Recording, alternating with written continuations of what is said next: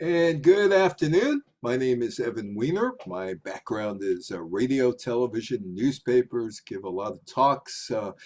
Used to give talks on cruise ships before COVID-19, hoping that 2023 I might be able to do that again. And it's 1946, the baby boomers. And there's nothing political about the beginning of this talk. The 1946 baby boomers of note are that guy, Donald Trump, this guy, George W. Bush, that guy, Bill Clinton, all three of them presidents of the United States. The real baby boom starts in June of 1946 because the war ends. World War II ends on September 2nd, and 4 days later, the United States starts something called Operation Magic Carpet, and that is to get up to 22,000 Army, Navy, Air Force personnel back to the United States on a daily basis. And if you start doing the math, guys come back, some women come back.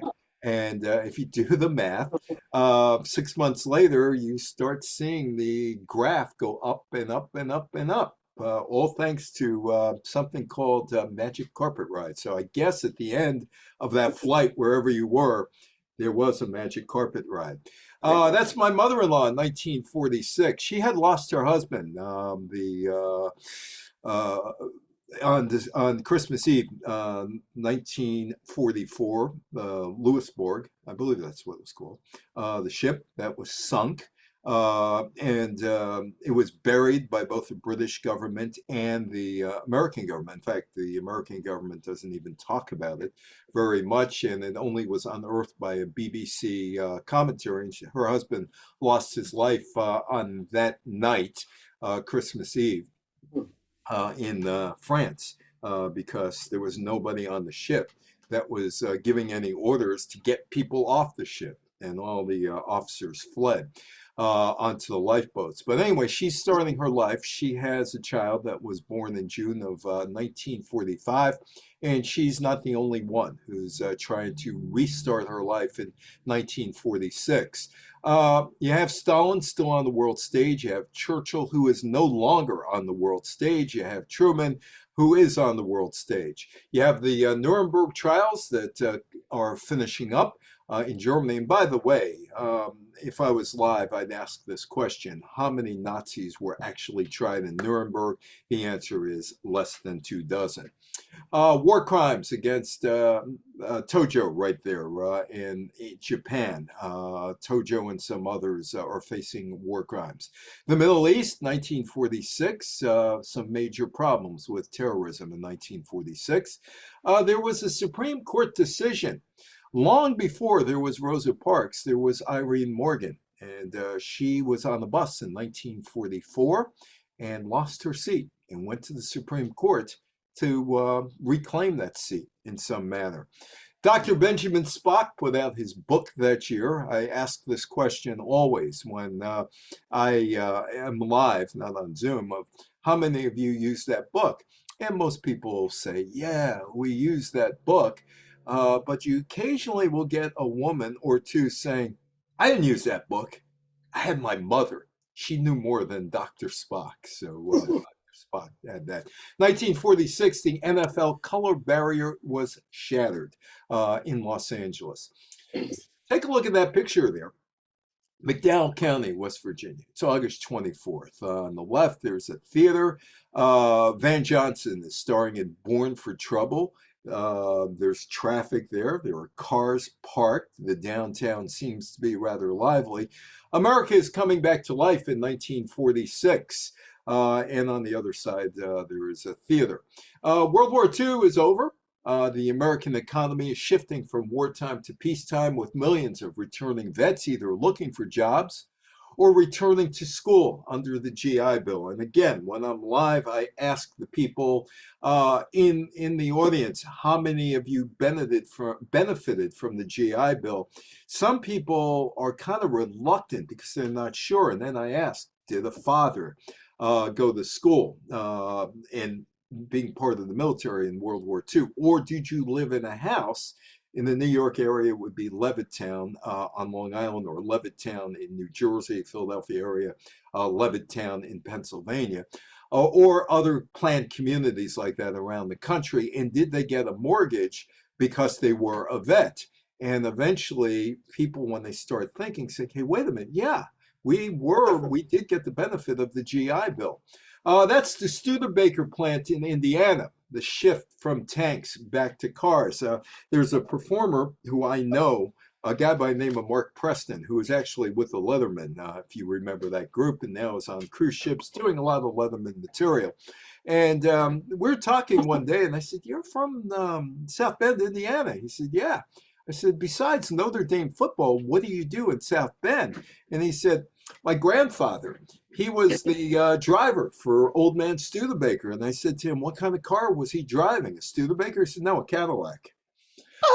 1946, the United States turns away from isolationism and becomes more involved internationally. Now, it was thought that the goal of most women in U.S. society was to get married in 1946. And my wife has two cousins, or three cousins, actually. They were in their late 80s, early 90s now.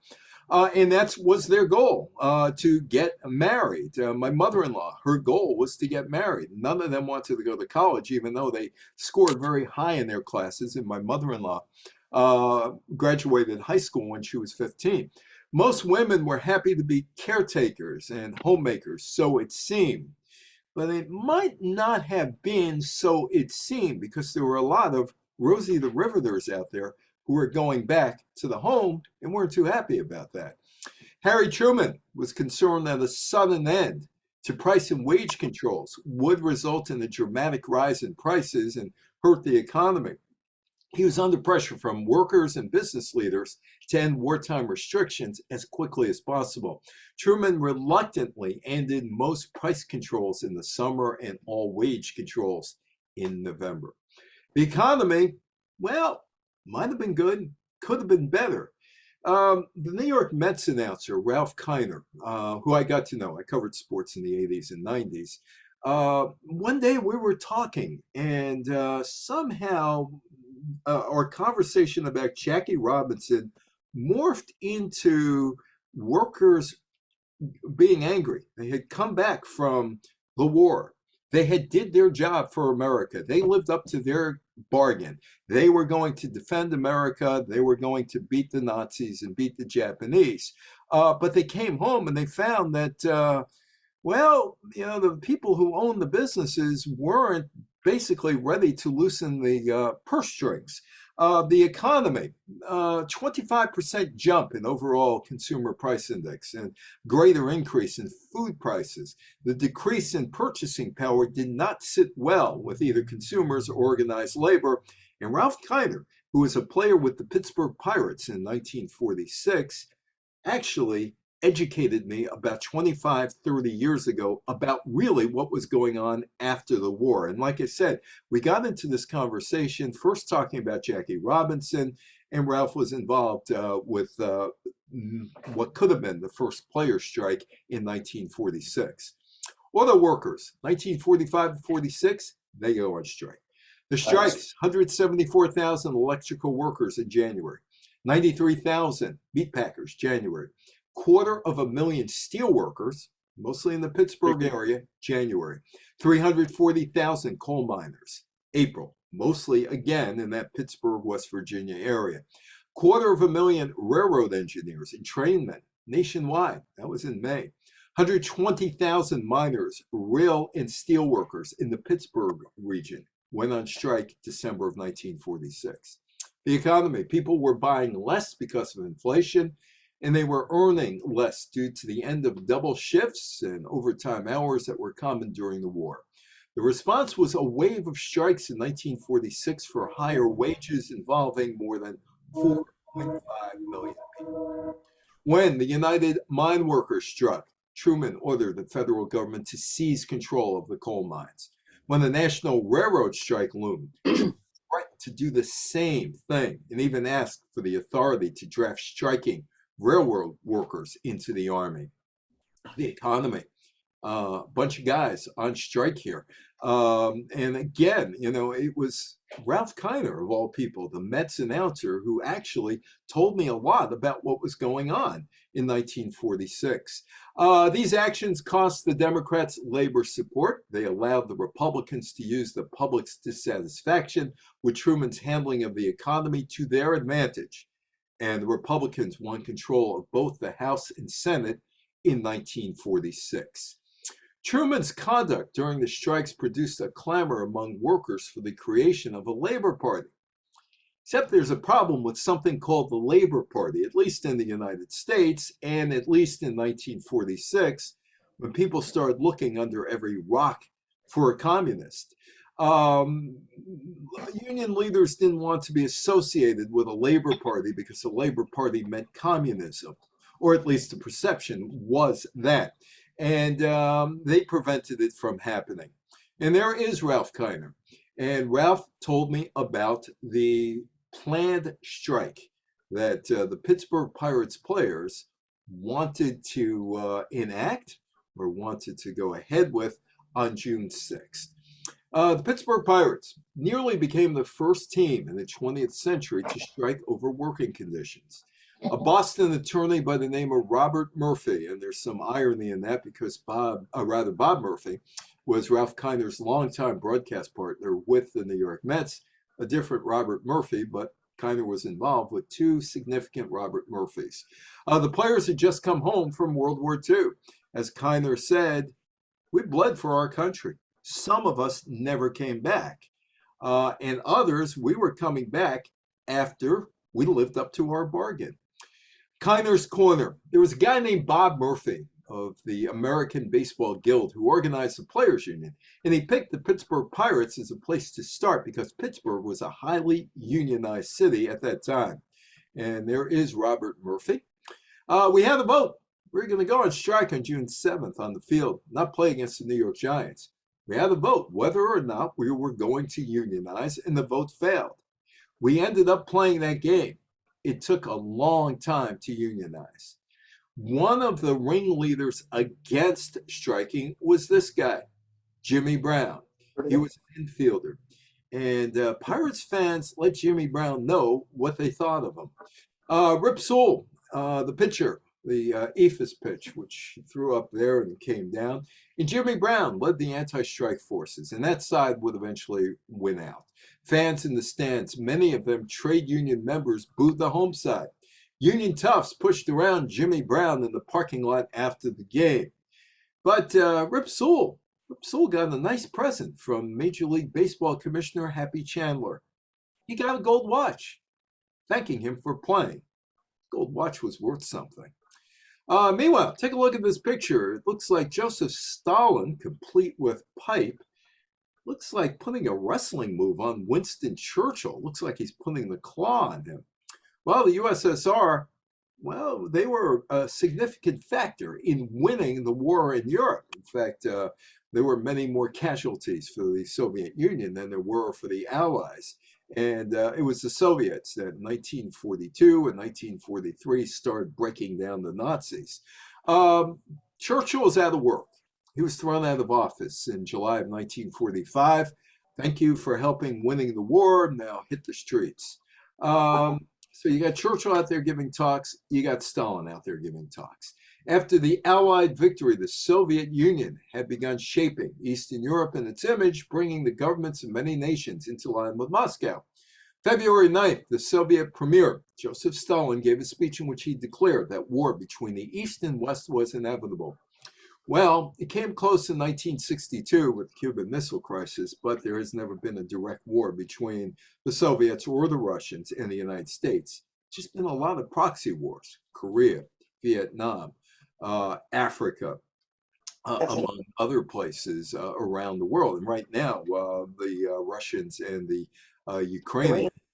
Winston Churchill, who had helped win the war in Europe but lost the British general election in July of 1945, is out of power. He gets an invitation from Harry Truman. He says, I'm giving a talk in a small college in Missouri. That's addressing the world.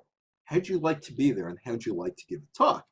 Of course, Churchill, who, is out of power, says, of course I'll be there. And he gives what is now known as the Iron Curtain speech. And many of us grew up, not now, the younger generation, but many of us grew up with the phrase Iron Curtain. We heard the Iron Curtain a lot in Eastern Europe and the Warsaw Pact. On March 5th, 1946, at Westminster College in Fulton, Missouri, Churchill's famous words, from Stettin in the Baltic to Trieste in the Adriatic, an iron curtain has descended across the continent. It ushered in the Cold War and framed the geopolitical landscape for the next 50 years, literally 50 years. The former English Prime Minister, with the American President Harry S. Truman at his side, articulated the threat the Soviet Union and communism posed to peace and stability in the post-war world. And there is Churchill and there is Truman in Missouri. Churchill made the term Iron Curtain a household phrase, and he also coined the term special relationship, describing the enduring alliance between the United States and Great Britain. And then he gives another talk. This time it's in Switzerland. Talk is the tragedy of Europe. That's the speech. It's September 19th. It's at the University of Zurich.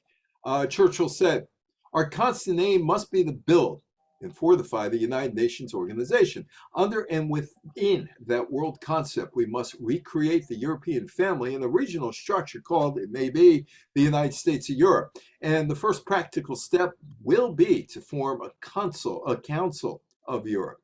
If at first all the states of Europe are not willing or able to join the Union, we must nevertheless proceed to assemble and combine those who will and who can.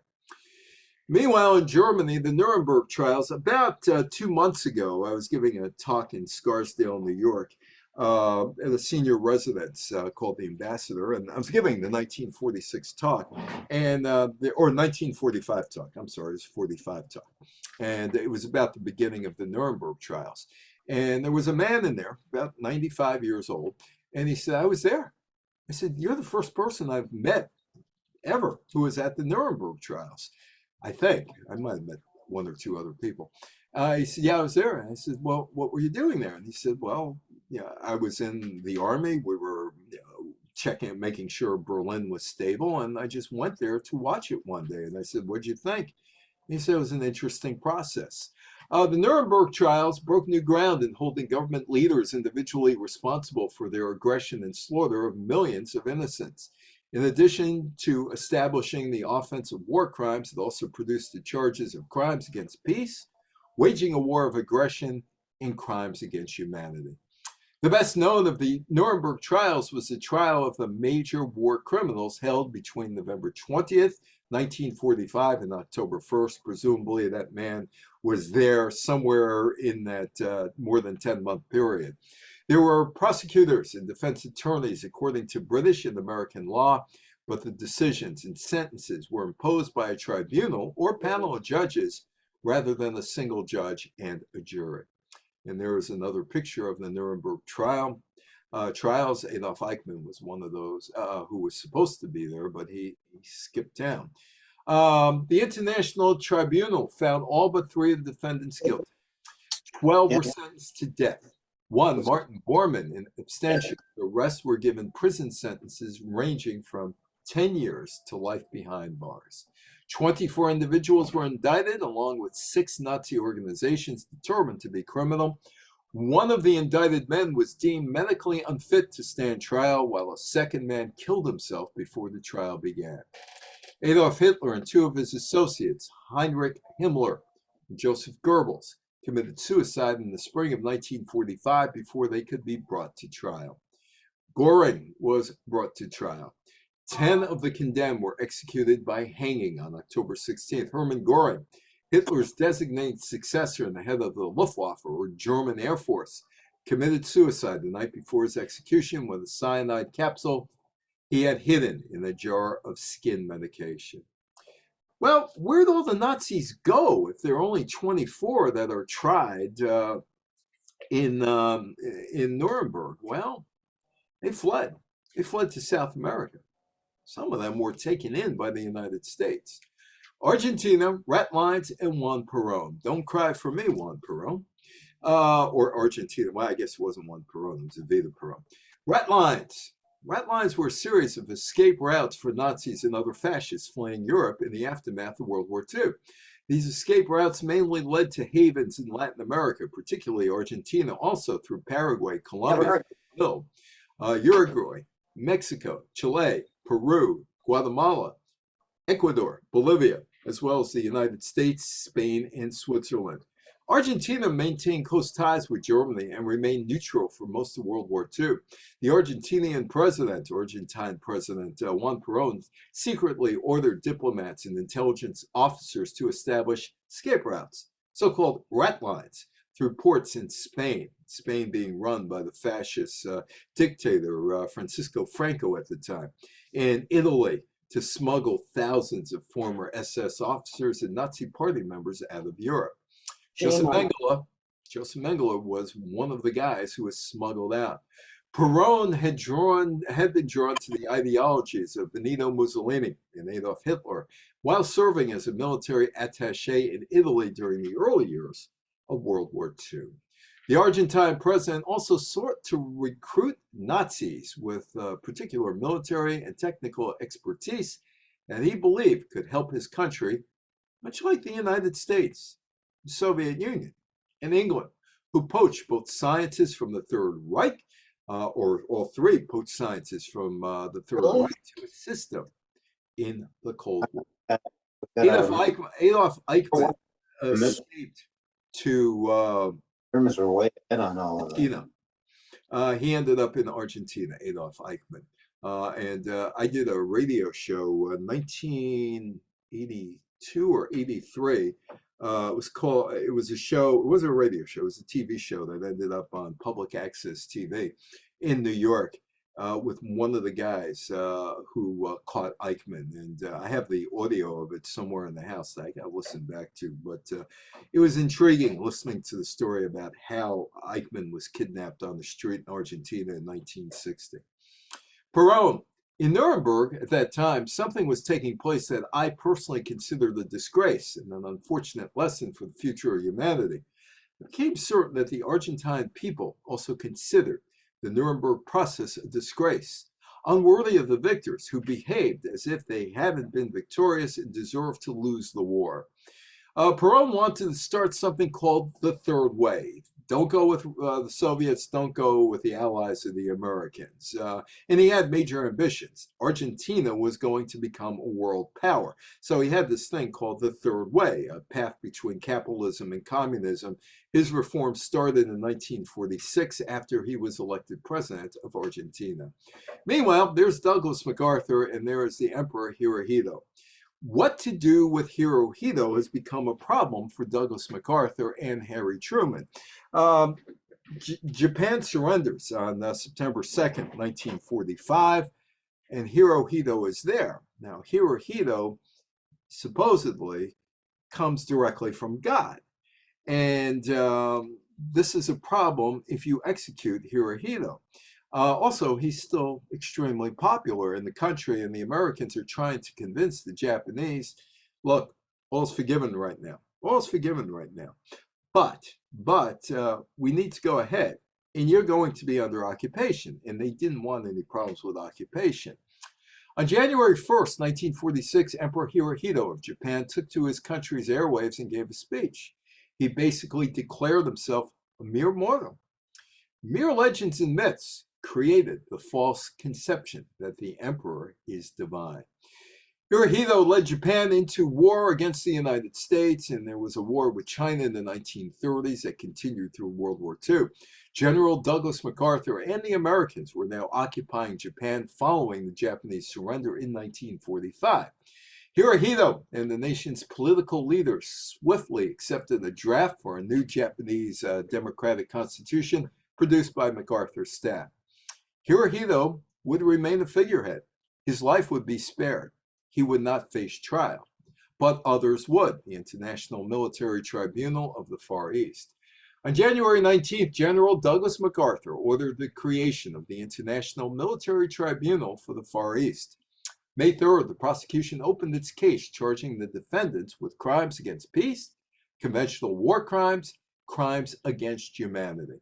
The prosecution had to prove three things: that war crimes were systematic, widespread.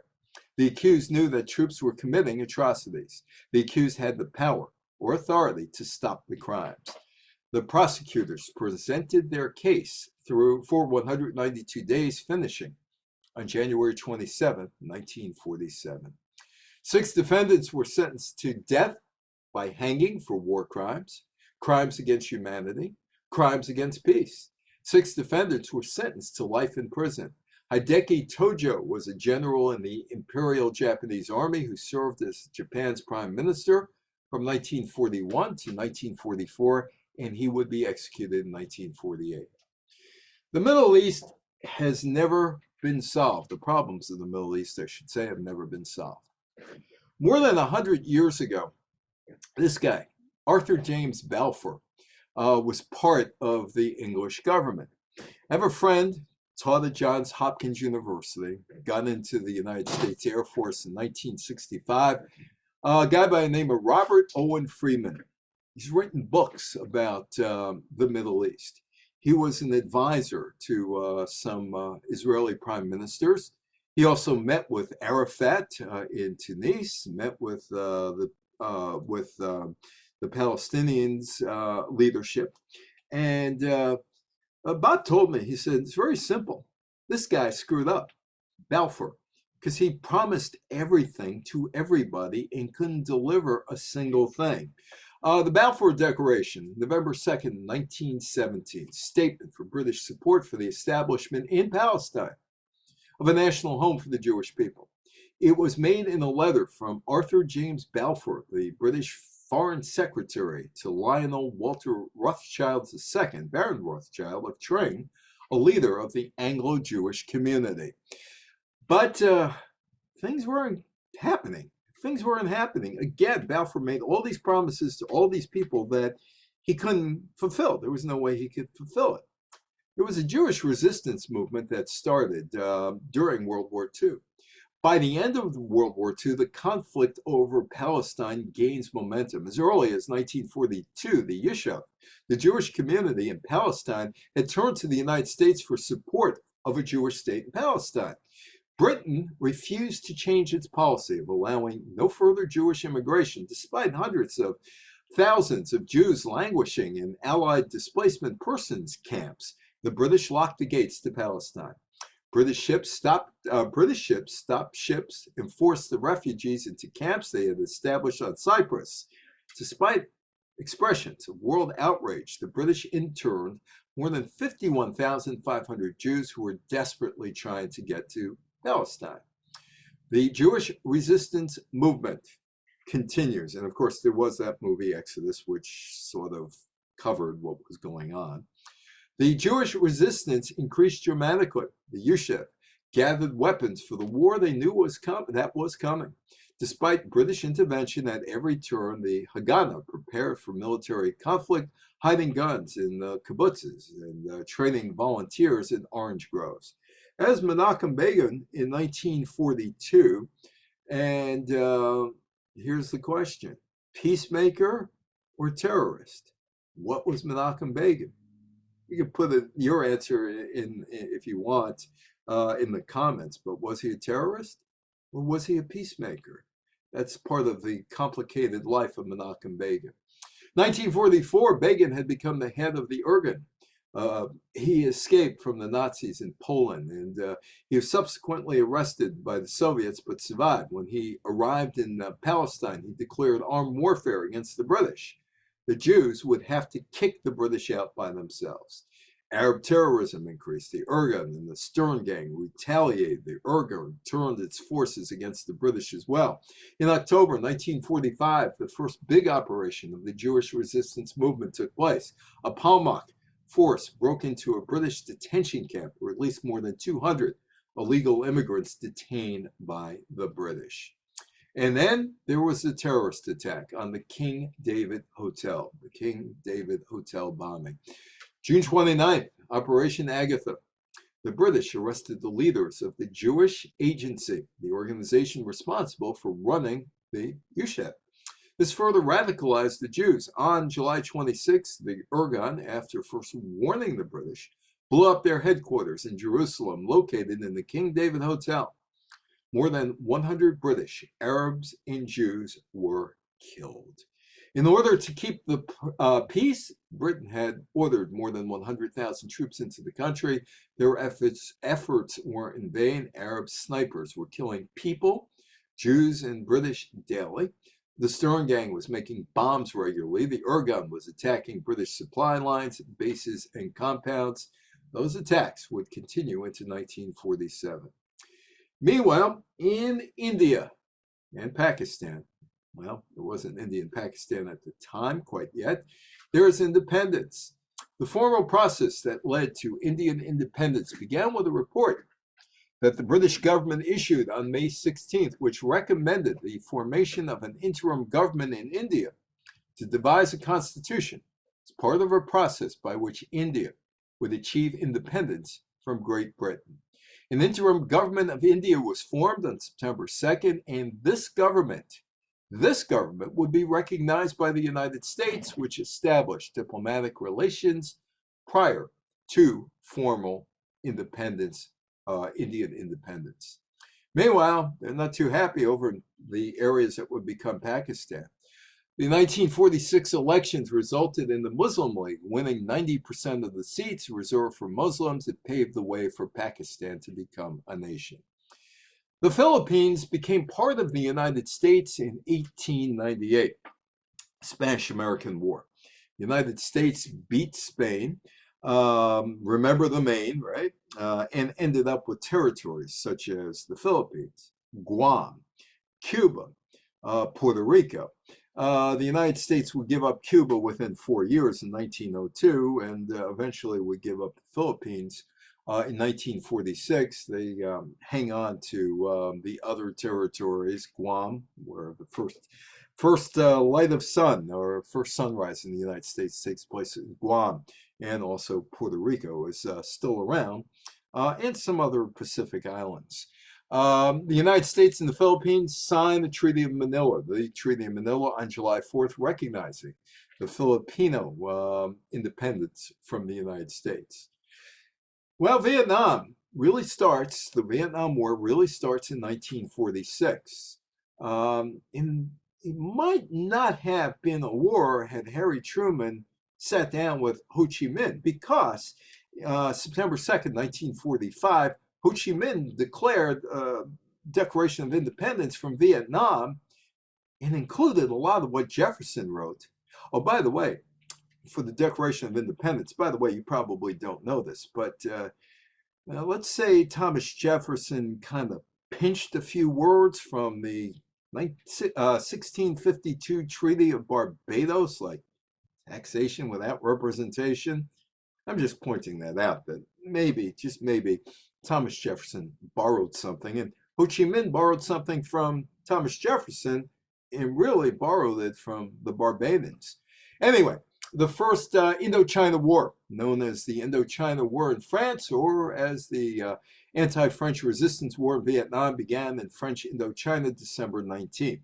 That's a little more than 16 months or 15 months after Ho Chi Minh asked Harry Truman, recognize us. Truman never did. In the early 1946, the French landed a military force at Haiphong, and negotiations took place about the future for Vietnam as a state within the French Union. On March 12th, Ho Chi Minh was elected president of North Vietnam. There is Ho Chi Minh. On November 23rd, the French fleet bombarded the Vietnamese sections of Haiphong, killing 6,000 Vietnamese civilians in one afternoon.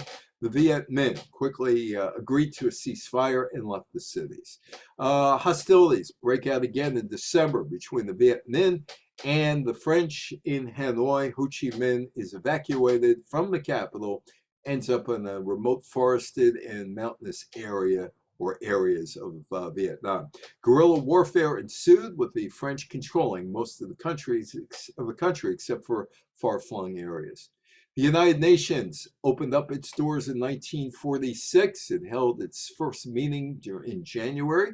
51 original member states met at Westminster Central Hall in London, England. The League of Nations would dissolve in April. Now, as I said, long before there was Rosa Parks, there was Irene Morgan. In fact, long before the Little Rock, Arkansas boycott and other women not giving up their seats, there was Irene Morgan. On June 3rd, 1946, the Supreme Court of the United States ruled against Jim Crow segregation on interstate commerce in the Morgan versus Commonwealth of Virginia case. The case began on July 16, 1944, when Irene Morgan boarded a Greyhound bus in Virginia for a 5-hour ride to see her doctor. She had just had a miscarriage. She sat in the colored section. When a young white couple boarded the crowded bus and needed seats, the white driver told Morgan, "Surrender your seat." Morgan said no. The driver drove to the jail, where the sheriff's deputy came on board. He handed Morgan an arrest warrant. She tore it up, tossed it out the bus window. When one of the officers swore at her and tried to physically remove her from the bus, she kicked him. By 1946, it's going to the Supreme Court, Morgan versus Virginia. Thurgood Marshall and the NAACP took on her case, and then in 1946, the Supreme Court ruled. It seems clear to us that seating arrangements for different races in interstate motor travel require the single uniform rule to promote and protect national travel. Consequently, we hold the Virginia statute incontroversially invalid.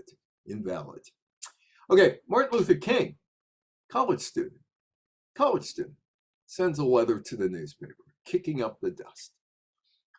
Editor of Constitution, I often find when decent treatment for the Negroes is urged, a certain class of people hurry to raise the scarecrow of social mingling and intermarriage. These questions have nothing to do with the case. And most people who kick up this kind of dust know that it is simple dust to obscure the real question of rights and opportunities.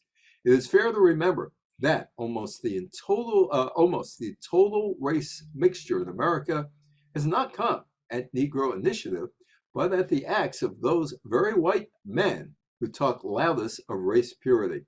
We are eager to marry white girls, and we would like to have our own girls left alone by both white toughs and white aristocrats. We want and are entitled to the basic rights and opportunities of American citizens. The right to earn a living at work, for which we are fitted by training and ability, equal opportunities in education, health, recreation, and similar public services, the right to vote, equality before the law, some of the same courtesy and good manners that we ourselves bring to all human relations.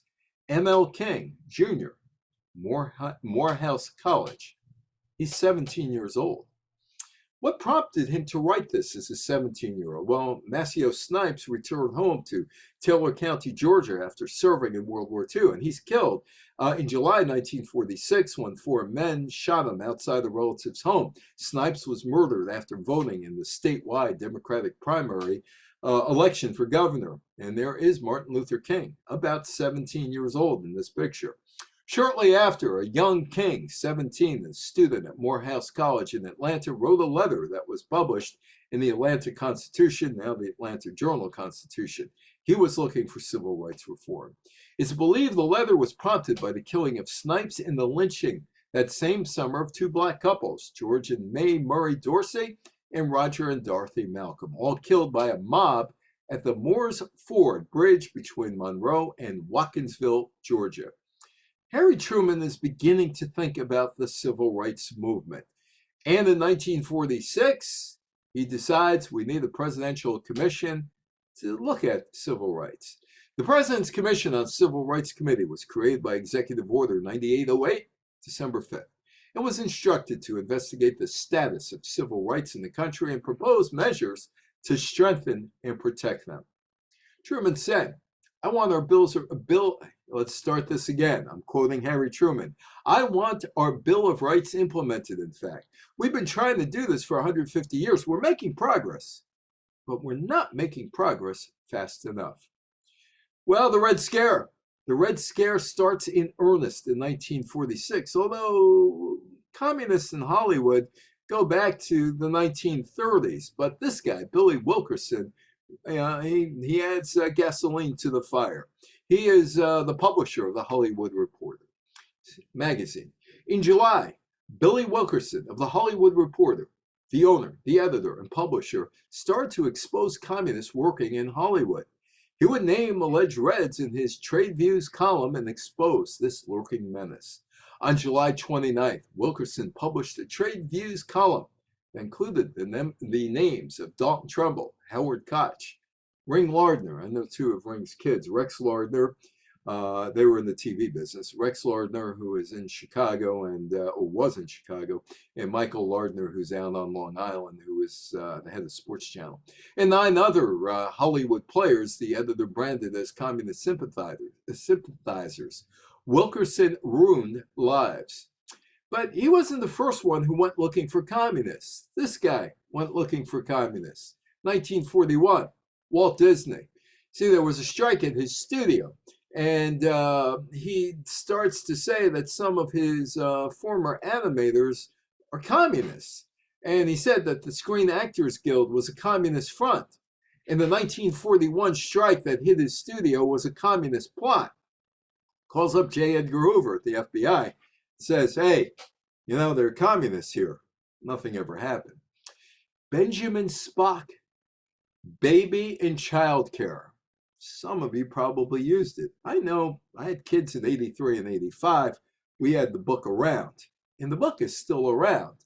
Baby and child care challenged the child rearing orthodoxy of the early 20th century.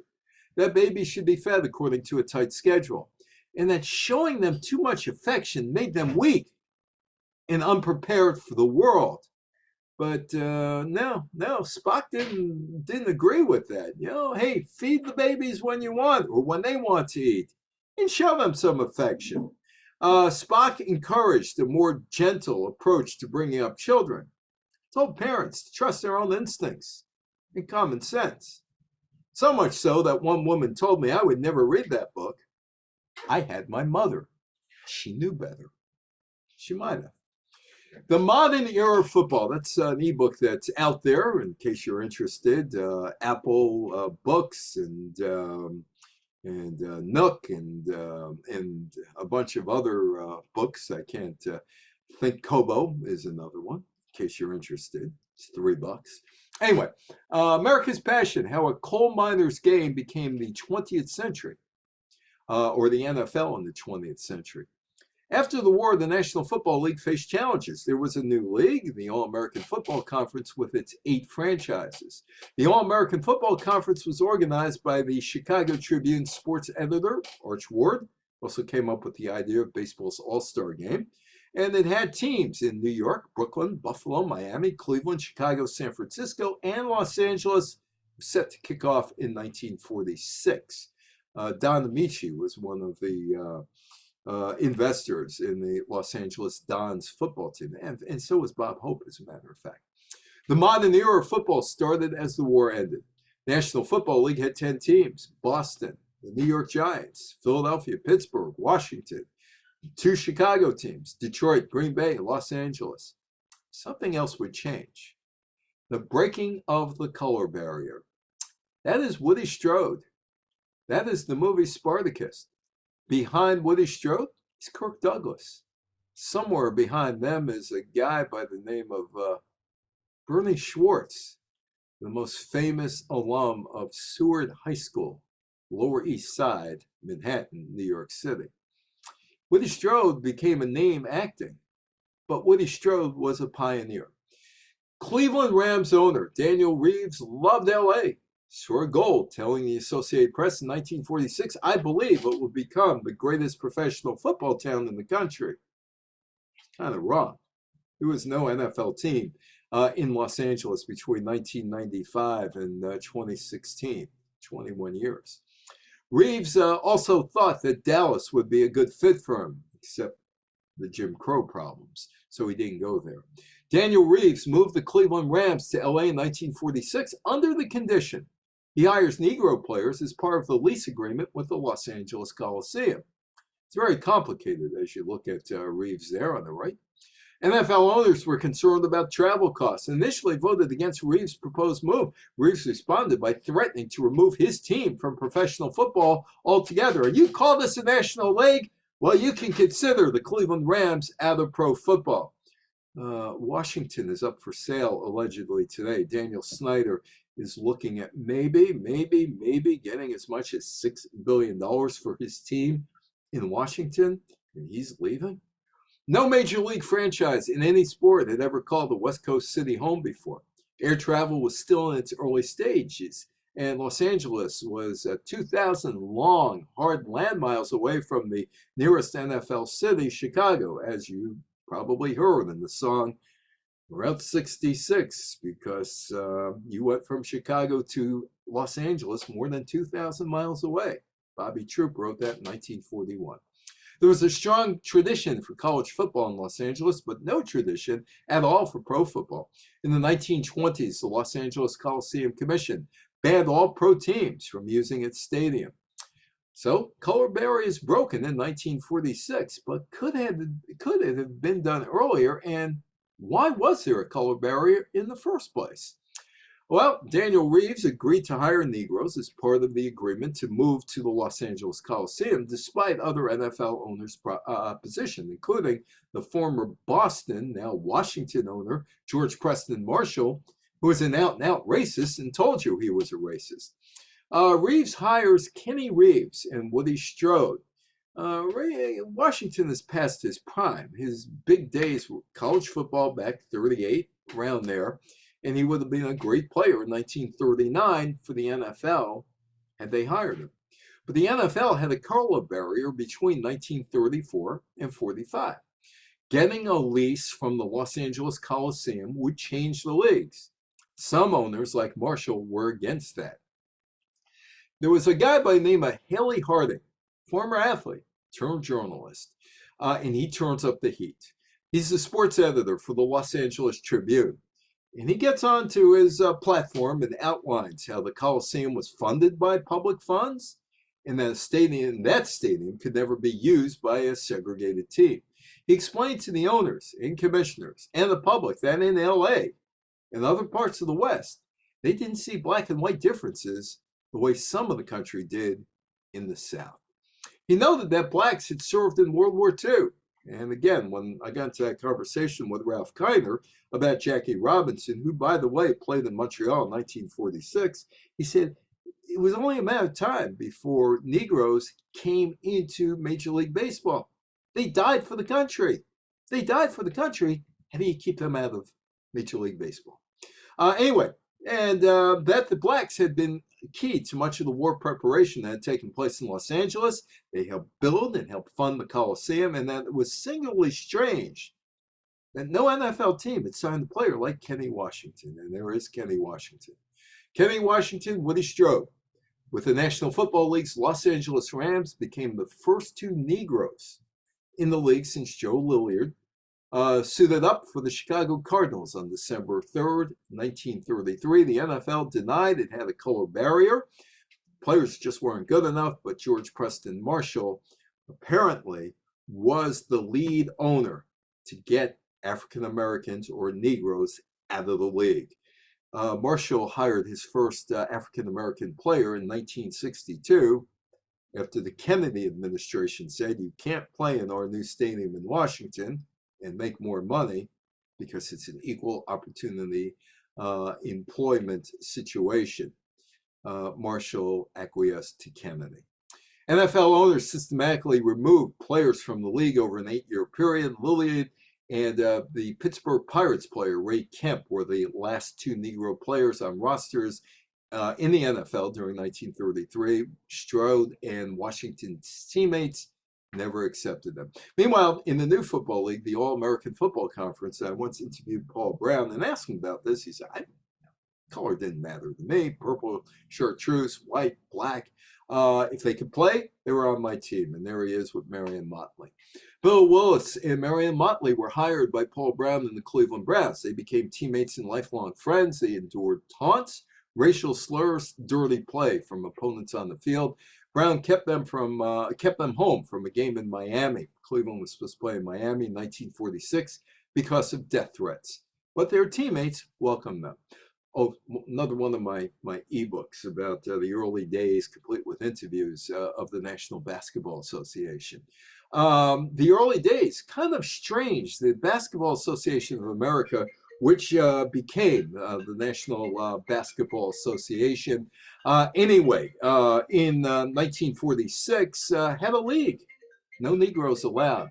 Basketball Association of America was conceived by Northeast United States arena owners who were looking to fill dates at their arenas. The BAA sold franchises at $1,000 apiece and set a $40,000 limit on team spending. The BAA also decided on 4 12-minute quarters and would establish its season a month earlier than the established but weak National Basketball League, which, by the way, had Negro players.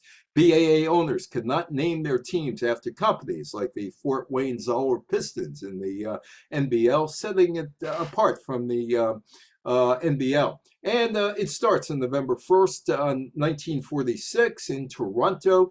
Can you top this? Anyone taller than Nostrum, 6'8", will be admitted free to opening game. Big time basketball. Toronto Huskies versus New York Knickerbockers. November 1st. Seats 75 cents, $1.25, $2.50. Before you say, boy, that's cheap, the top ticket now would be roughly about $55 in today's money. Boston, Chicago, Cleveland, Detroit, New York, Philadelphia, Pittsburgh, Providence, St. Louis, Toronto, and Washington were charter members. The BAA had that all-white policy. No Negro players hired. The National Basketball League did have a few Negro players starting in 1942. The NBL had some good players, but it was strictly a small-town Midwest league in small markets. For hockey fans, this is a strange one, the Curse of Red Dutton, and it's strange because it goes back to World War II. He was the owner of the New York Brooklyn Americans. The National Hockey League was whittled down to a 6-team league because of World War II.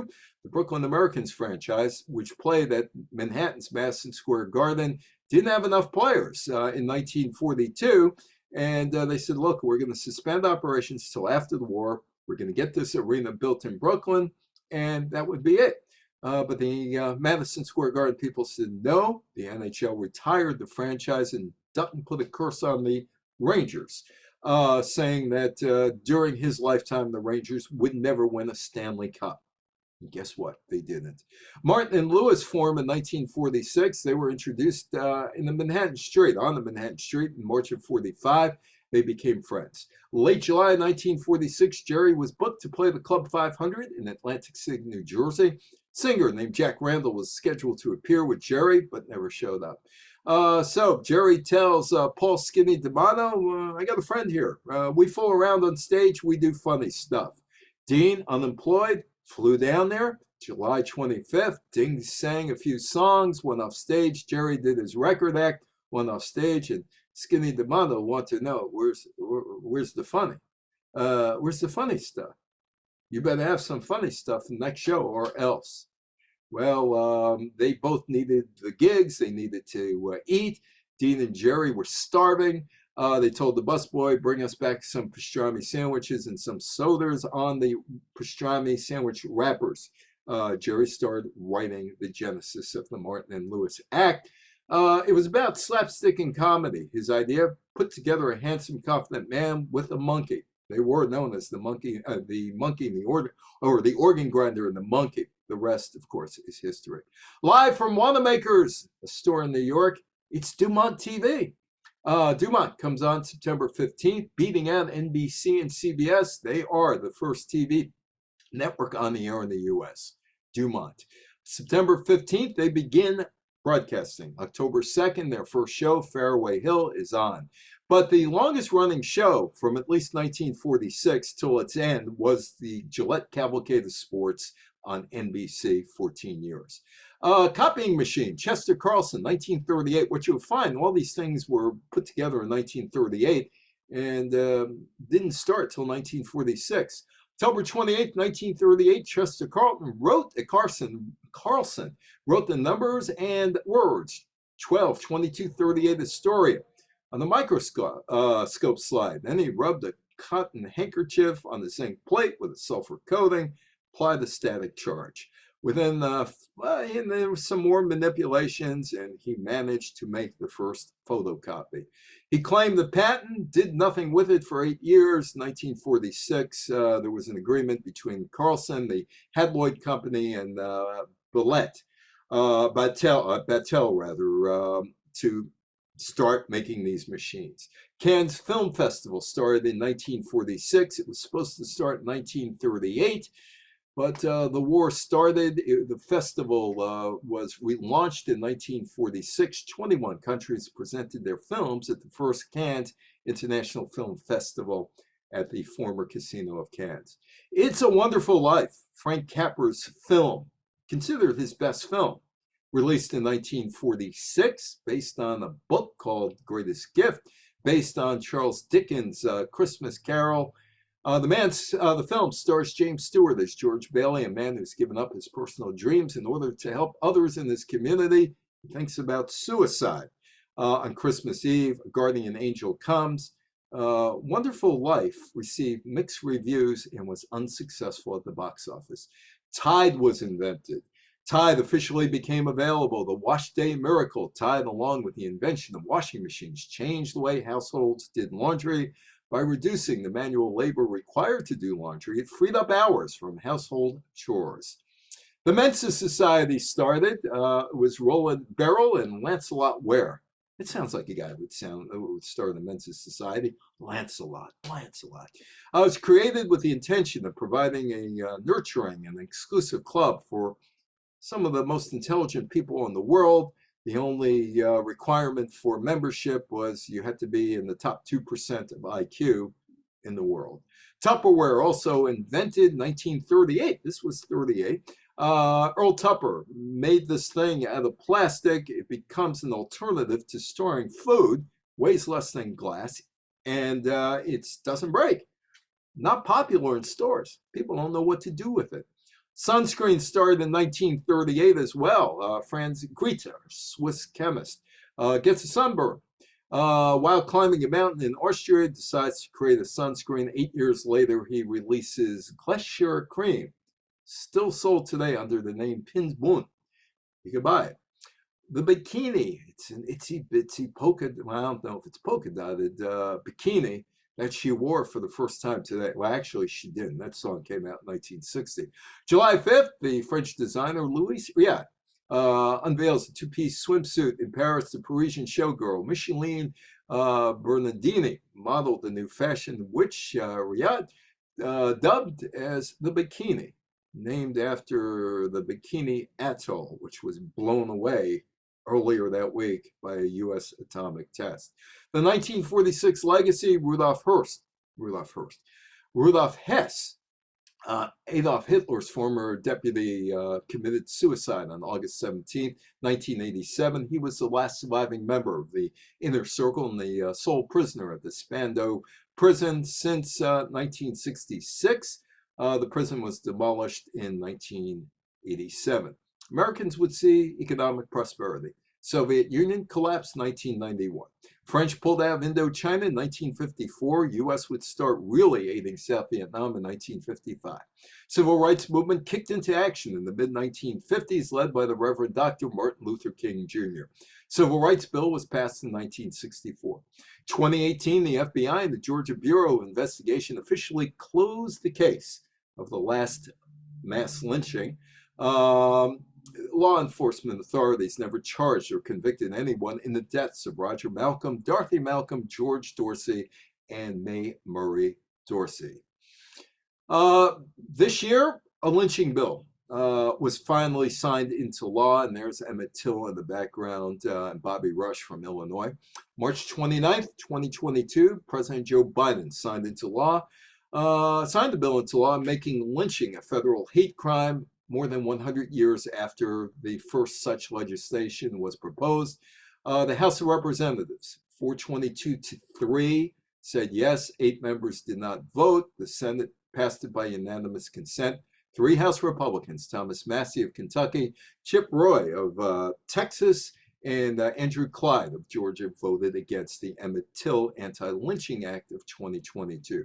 According to a 2012 article in the English newspaper The Daily Mail, German prosecutors who examined secret files from Brazil and Chile discovered that as many as 9,000 Nazi officers and collaborators from other countries escaped from Europe to find sanctuary in South American countries. Brazil took in 1,500 to 2,000, 500 to 1,000 in Chile. Argentina ended up with maybe as many as 5,000. America took in 1,600 Nazi scientists and others in Operation Paperclip to use for its military and space programs.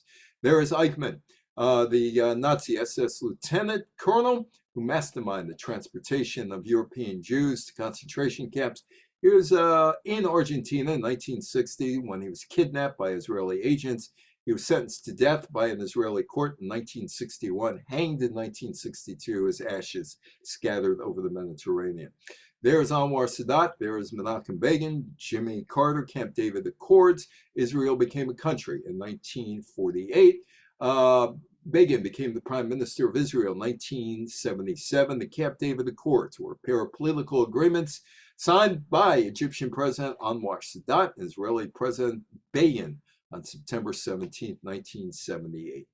Irene Morgan, civil rights pioneer, received numerous awards, including the Presidential Citizens Medal, the second highest civilian award in the country. She died on August 10, 2007. India and Pakistan gained independence in 1947, and there have been numerous wars between those two countries. Xerox 914 hit the markets in 1959. The first one that they debuted caught fire. The second one worked fine. The 1946 legacy. Also, thank you, Margie. Appreciate that. The Super Bowl is the biggest sports event in the United States.